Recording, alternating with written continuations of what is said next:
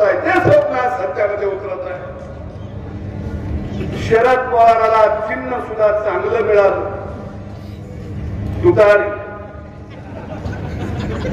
तुतारी 2 वेळा वाजवली जाते।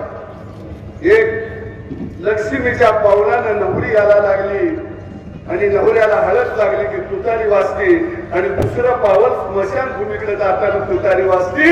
हे शेवटची घटना आहे, मी तुम्हाला सांगतो। दुसरं पावल स्मशानभूमीकडे जाताना तुतारी वाजते। हे शेवटची घटना आहे, मी तुम्हाला सांगतो। आता तुम्हाला तुतारी वाजवीत जायचं आहे, कारण हे बाप तुमचं आहे। आज केंद्र सरकारनं 250 रुपये प्रति टन ऊसाला भाव वाढवून दिलाय।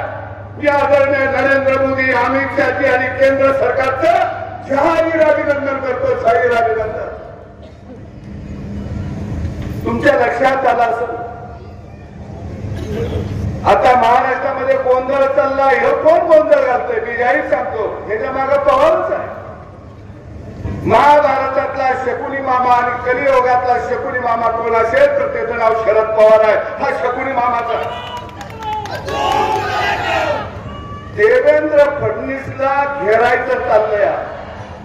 अरे देवेंद्र फडणवीस एकटा नाही, गोपीचंद पडळकर सारखी, सदाभाऊ सारखी फाटकी माणसं देवेंद्र फडणवीस वरनं जीव वळून टाकायला तयार आहेत। अरे पण त्या माणसाच्या केसाला हात आम्ही लागू देणार नाही।